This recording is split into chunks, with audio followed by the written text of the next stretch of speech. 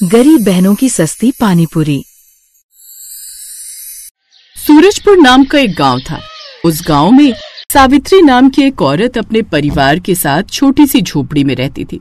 उसके 2 बेटे और 2 बहू, पूनम और वर्षा, और पोती पोते थे। तभी अचानक एक दिन सावित्री को खबर मिलती है कि काम से घर वापस लौट रहे उसके दोनों बेटों की बस से टक्कर होने के कारण मौत हो गई है। बेटों की मौत के बाद अब सावित्री की दोनों बहुएं ही गोलगप्पे बेचकर अपने घर का गुजारा करती थी। ऐसे ही एक दिन पूनम सर पर गोलगप्पों का टोकरा रखकर गली गली धूप में आवाज मारती हुई गोलगप्पे बेचने के लिए निकल पड़ती है। पानीपुरी खा लो, पानीपुरी, ताजी ताजी खट्टी मीठी कुरकुरे वाली पानीपुरी, 10 रुपए में 8 पानीपुरी। बच्चे हो या जवान, एक बार खाएंगे तो बार बार खाएंगे। तभी पूनम को रास्ते में खड़ी एक गीता नाम की औरत आवाज देती है, अरे ओ सस्ती पानीपुरी वाली, जरा इधर तो आ। कैसे दी है पानीपुरी? 10 रुपए की 8। मुझसे सस्ती पानीपुरी पूरे गाँव में कोई नहीं देता। एक काम करो, 2 प्लेट मुझे खाने के लिए दे दो और 5 प्लेट पैक कर देना। सस्ती पानीपुरी वाली को वहाँ खड़ा देखकर आसपास के लोग भी उसके पास पानीपुरी खाने आ जाते हैं। फिर पूनम से बातें करती हुई सभी औरतें पानीपुरी खाने लगती हैं। ऐसे ही पूनम आवाज मारती हुई आगे की ओर चल पड़ती है। इस तरह पूरे दिन भर पानीपुरी बेचने के बाद वो अपने घर खाली टोकरे के साथ आती है। उसे देखकर उसकी देवरानी वर्षा कहती है, लगता है जेठानी जी आज सारे गोलगप्पे बेचकर आई हो। ठीक कह रही हो वर्षा तुम, आज सारी पानीपुरी बिक गई है। अगले दिन सुबह उठकर पूनम चूल्हे पर फूले फूले कुरकुरे गोलगप्पे बनाकर तैयार करती है। दोनों बहुओं की दिन भर की यही दिनचर्या थी। उन दोनों बहुओं ने अपने बच्चों और सास को उनके बेटे के ना होने का एहसास कभी नहीं होने दिया। हमेशा घर में प्यार बनाकर रखा। थोड़ी देर बाद जब पानीपुरी तैयार हो जाती है, पूनम उन्हें बेचने के लिए फिर से निकल जाती है और वर्षा घर पर रहकर घर संभालती थी। पूनम गली गली आवाज मारकर पानीपुरी बेच रही थी। पानीपुरी खा लो, फूली फूली सस्ती वाली पानीपुरी। उसकी आवाज गली पर खड़े 4 दोस्त जो आपस में बातें कर रहे थे वो सुन लेते हैं। तभी उनमें से रोहन अपने दोस्त से कहता है, श्याम देख पानीपुरी वाली, मेरा तो खाने का बड़ा मन कर रहा है। मन तो मेरा भी है, एक काम कर इसको बुला ले। दोस्त के कहने पर रोहन उसको आवाज मारकर बुलाता है, ओए पानीपुरी वाली, जरा इधर आ। उसके बुलाने पर पूनम चली जाती है। कैसी दी है? 10 रुपए की 8 है भाई। इतनी सस्ती पानीपुरी? चलो फिर तो 3-3 प्लेट खिला दो। 5 लोगों के लिए 3-3 प्लेट। फिर वो सबको 3-3 प्लेट पानीपुरी खिला देती है। खाने के बाद पूनम उनसे पैसे देने के लिए कहती है, बाबूजी 120 रुपए हुए। उसके इतना कहते ही पंकज का दोस्त विशाल पूनम पर अपना रौब दिखाते हुए कहता है, क्या कहा तुमने? जरा फिर से कहना। लाओ बाबूजी, जल्दी से मुझे मेरे पैसे दे दो।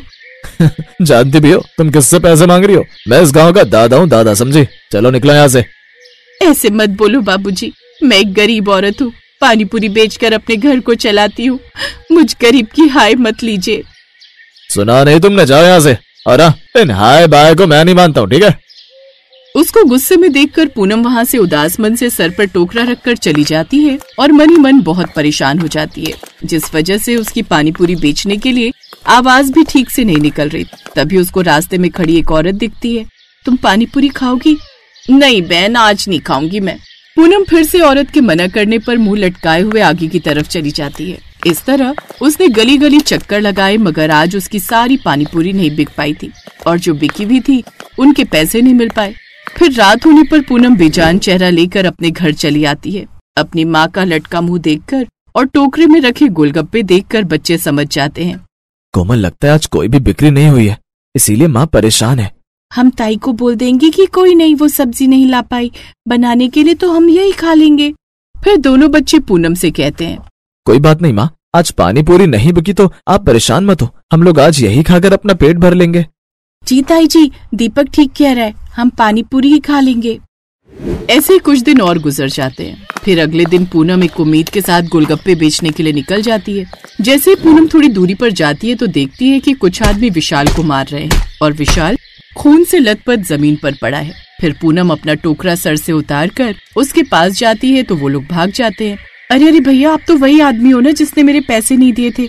और कौन थे वो लोग और तुम्हें क्यों मार रहे थे? फिर वो मदद के लिए आवाज लगाती है। उसकी आवाज सुनकर एक आदमी मदद के लिए आता है और अपनी गाड़ी में दोनों को बिठाकर हॉस्पिटल ले जाता है। घबराने की जरूरत नहीं है, ये ठीक है, सर पर चोट आई है, मैंने पट्टी कर दी है। लेकिन तभी पूनम को अपना टोकरा याद आ जाता है। अरे मेरा टोकरा तो वहीं गली में रह गया है। फिर वो अपना पानी पूरी का टोकरा लेने के लिए उस जगह पर जाती है तो देखती है वहाँ बस खाली टोकरा रखा था। उसका अंदर का सारा सामान गायब था। हाय राम, मेरा सामान कहाँ गया? पूनम फिर से दुखी मन से खाली टोकरा लेकर घर आ जाती है और सबको उस घटना के बारे में बताती है। कोई बात नहीं जेठानी जी, आप मन छोटा मत कीजिए। हम दोनों मिलकर कल के लिए और भी बेहतर पानी पूरी आज रात को बनाकर तैयार कर लेंगे। फिर थोड़ी देर बाद ही दोनों मिलकर देर रात तक पानी पूरी बनाती हैं। तभी उसकी सास आकर कहती है, अरे बहू, रात काफी हो गई है, अब सो जाओ और पानी पूरी सुबह बना लेना।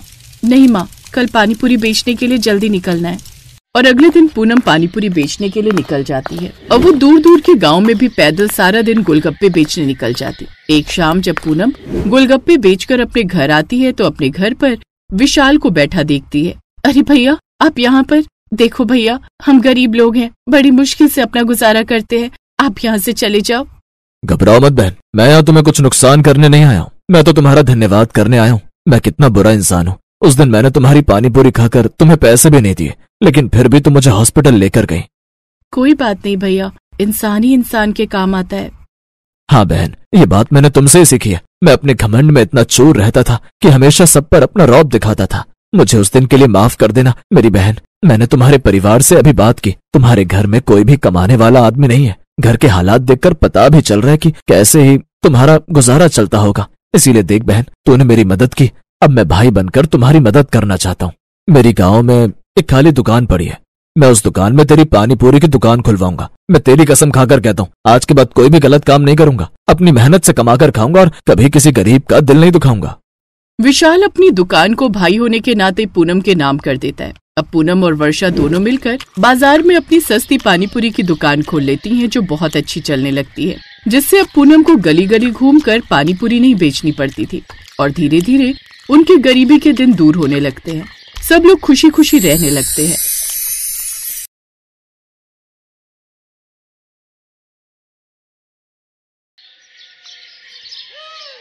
रिया, जल्दी करो बेटा, लेट हो रहे हैं।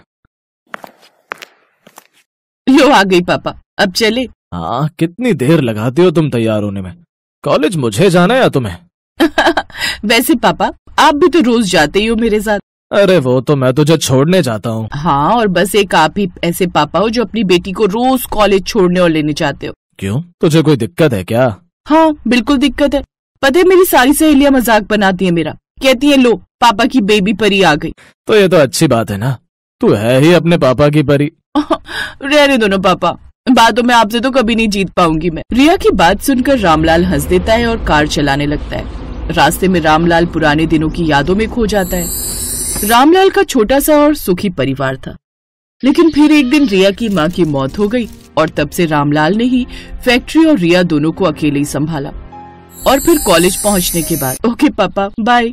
Okay bye. पापा की बेबी परी? उफ, गलती कर दी आपको बताकर।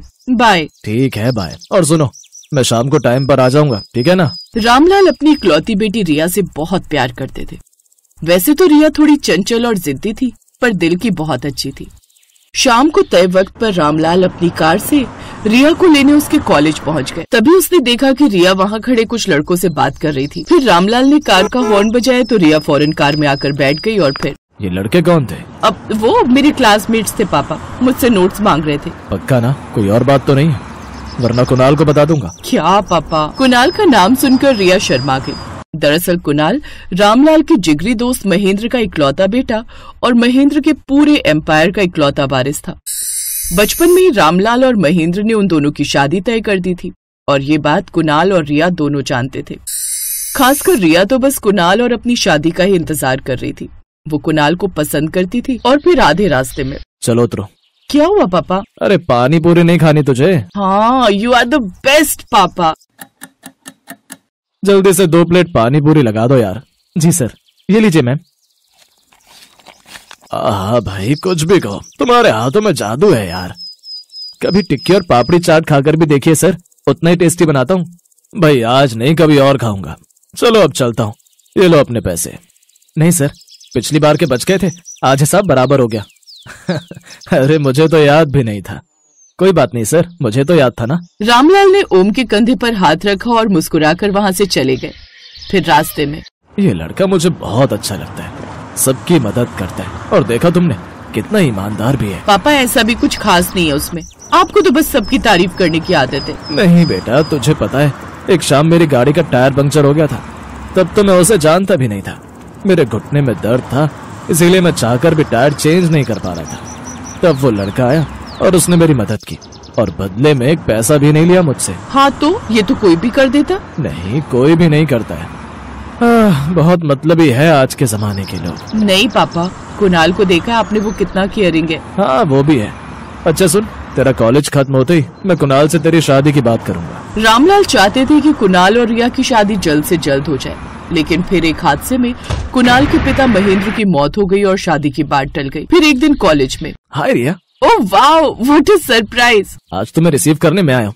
तुम्हारे पापा का फोन आया था कि वो किसी मीटिंग में बिजी हैं, तो इसी बहाने तुमसे भी मिलना हो गया। चले? हाँ चलो ना। कार ड्राइव करते हुए कुणाल को रिया एकटक देखे जा रही थी। फिर जैसे ही ओम की दुकान आई तो रिया ने झट से कहा, स्टॉप। क्या हुआ? Is everything fine? यस, आओ ना, मैं आपको पानी पूरी खिलाती हूँ। कहाँ? इस ठेले पर? हाँ, मैं और पापा हमेशा यही खाते हैं। अब सुनो, 2 प्लेट पानी पूरी लगा दो। ओह कम ऑन, तुम मुझसे कहती मैं तुम्हें किसी 5 स्टार होटल में खिलाता। नहीं, भले ये ठेला लगाते हैं पर इसका टेस्ट लाजवाब है। आई स्वेयर, खाकर तो देखो एक बार। मन मारकर कुणाल ने ओम के हाथ की पानी पूरी खाई और अब चले? ओके चलो। ये लो 100 रुपए and keep the change. Kunal का ऐसा घमंड देखकर ओम को बहुत बुरा लगा, लेकिन वो कुछ नहीं बोला। इसी तरह दिन बीतते गए और फिर एक दिन। तो बताओ क्या सोचा है शादी के बारे में?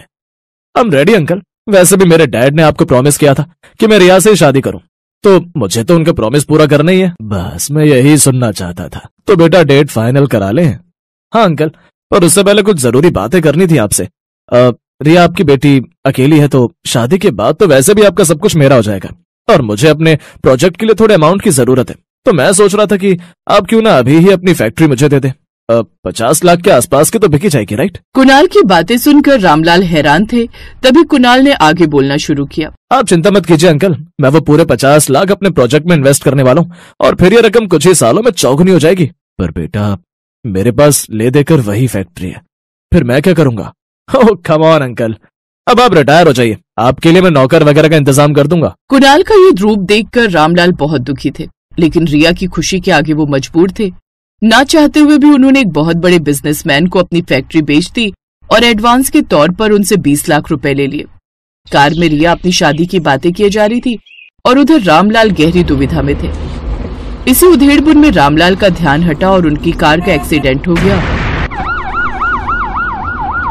Doctor please save my father.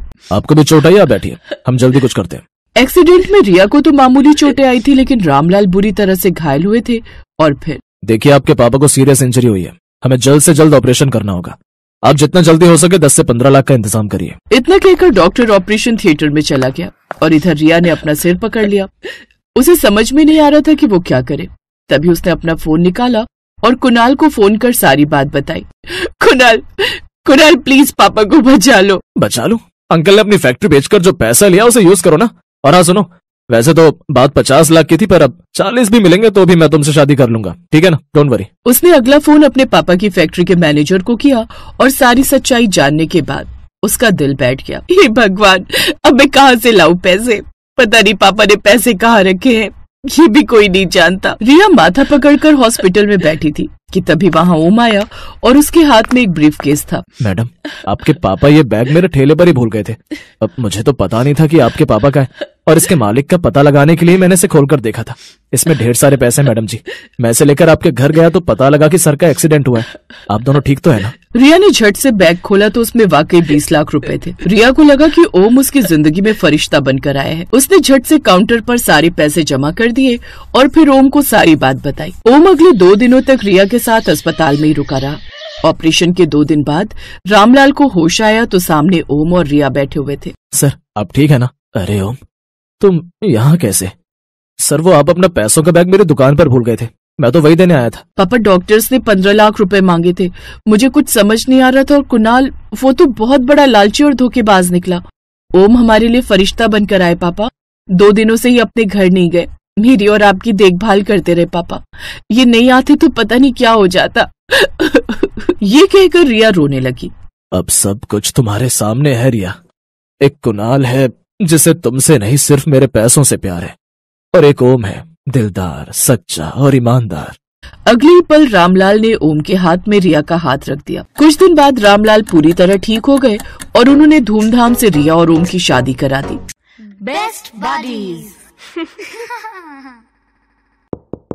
Hello friends, thanks for watching this video.